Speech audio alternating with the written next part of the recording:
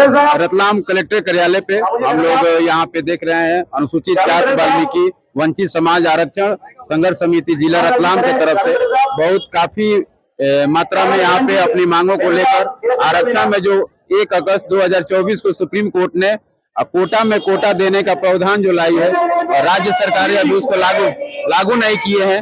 उस राज्य सरकार से इन लोग की मांग है कि वो कोटे में कोटे को लागू करें। सबसे पहले भैया अपना परिचय बता दीजिए। मेरा नाम शैलेंद्र मेहरा वाल्मीकि है और हम सब वाल्मीकि मेहता वंचित समाज के लोग हैं।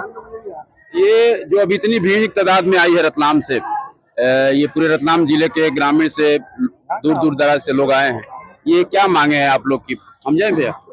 हम आरक्षण में जो 1 अगस्त को सुप्रीम कोर्ट ने जो आदेश पारित करा था कि वंचित समाज को आरक्षण में वर्गीकरण किया जाए, उसकी मांग को लेकर पूरे मध्य प्रदेश के मध्य प्रदेश रतलाम जिले के सेलाना, नामली, आलोट, जावरा, पलदोना, दामनोर, बेलनपुर सभी कस्बे के लोग यहाँ उपस्थित हुए हैं और सभी समाज की, हमारे वंचित समाज की ये मांग है कि आरक्षण में जो वर्गीकरण सरकार ने 1 अगस्त को फैसला किया था वो मध्य प्रदेश सरकार भी अपने राज्य में लागू करें, क्योंकि हरियाणा में भी लागू हो चुका है, पंजाब में हो चुका है और अन्य 4-5 राज्यों में लागू है। हम चाह रहे हैं कि मध्य प्रदेश में भी लागू हो, जिससे वाल्मीकि वंचित समाज और जो अन्य समाज है उनको फायदा हो, हमारे बच्चे एजुकेटेड है, पढ़े, शिक्षा में, रोजगार में आगे जाए, ये हमारी मांग है।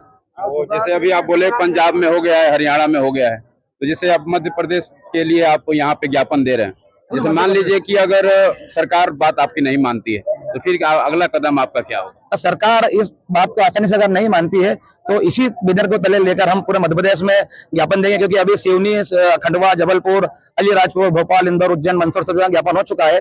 आज रतलाम में हुआ, उसी पहल के तहत पूरे मध्य प्रदेश में जो जिले में ज्ञापन समाप्त हो जाएंगे, उसके बाद सभी मध्य प्रदेश के लोग हम एक साथ भोपाल, मध्य प्रदेश की राजधानी भोपाल पहुंचेंगे। वहाँ 1 से 2 लाख लोग आएंगे और अगर नहीं हुआ तो आने वाले समय में मध्य प्रदेश की सभी व्यवस्था बंद करने ऐसा कदम भी हमें उठाना पड़ सकता है।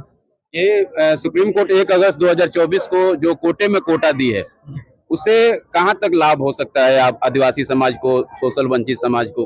हाँ, आदिवासी समाज का उनका एक कोटा अलग है। ये SC में जो समाज आ रही है 48 समाज, उसमें से वंचित समाज को छाट का सरकार एक पॉलिसी बनाएगी। उसके तहत ये जैसे पंजाब में अभी 25% आरक्षण SC में मिलता है, उसको 2 भागों में बांटा गया है, तो 12.5 2 कोटे करे गए हैं। ऐसे मध्य प्रदेश में 16% मिलता है।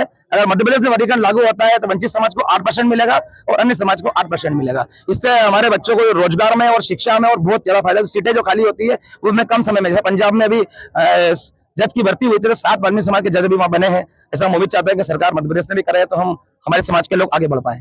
ऐसी सरकार, कई सरकारी संस्थाएं हैं जहाँ पे SC ST की सीटें खाली है। सरकार कहती है कि उस योग्य के लोग नहीं है कि जो सीट भर सके, तो इसके बारे में क्या आपको क्या कहना है कि वो योग्य क्यों नहीं है, या सरकार सुविधा नहीं दे रही है, या ये समाज ही शिक्षित होना नहीं चाहता है, क्या ऐसा किसकी कमी कहेंगे? नहीं, उसमें शिक्षित है, योग्यता है।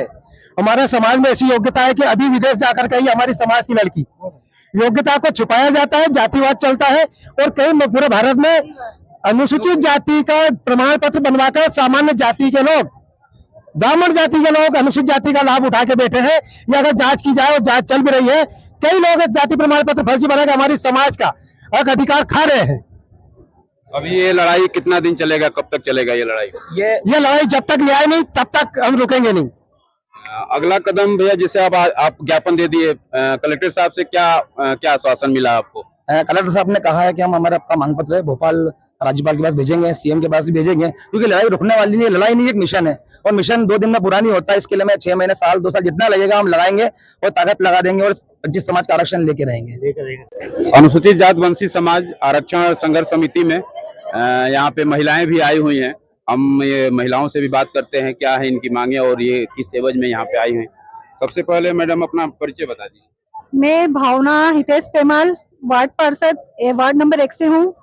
हम यहाँ पर कलेक्टर को अपना ज्ञापन देने आए थे। मैम, यहाँ पे काफी संख्या में महिलाएं आई हैं, बड़े बुजुर्ग आए हैं, बहुत से नौजवान आए थे। ये क्या मांगे हैं आपकी यहाँ पे?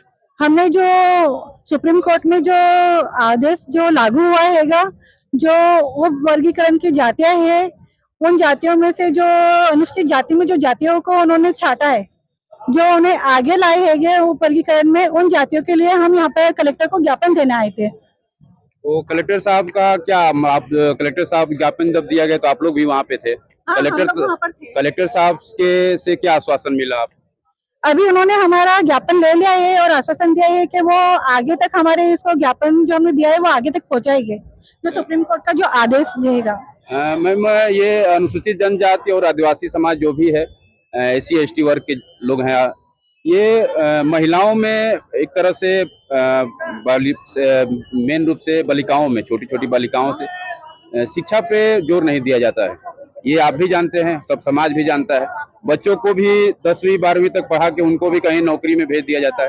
तो पुरुष से ज्यादा कहीं महिलाओं को शिक्षित करने की जरूरत है। तो इसमें आपका महिलाओं को शिक्षित करने में आपका क्या मतलब विचार है कि कहाँ तक क्या होना चाहिए? अभी तक तो सभी जातियों में मतलब कि अनुसूचित जाति में बहुत सारी जातियों को ले रहे थे, तो अभी मतलब न्यायालय से ये उच्च न्यायालय से जो आदेश आए कि जो उप वर्गीकरण किया गया है, अभी तक मतलब कि जो मेटर जो अन्य जो जातियां थी हमारे अनुसूचित जाति में वो जातियां वंचित थी, उन्हें अभी तक कोई लाभ कुछ नहीं मिला, या नहीं किसी अधिकारी या बड़े पद पे या महिलाओं को लेकर या बालिकाओं को लेकर अभी तक कहीं भी आगे नहीं आई है। अभी तक दूसरी जातियों ने फायदा उठाया है। टोटल 46 जातियां आती है और 46 जातियों के मैम, अंदर अपना परिचय बता दीजिए। मेरा नाम सोनाली बोये थे और हम यहाँ पे ज्ञापन देने आए थे।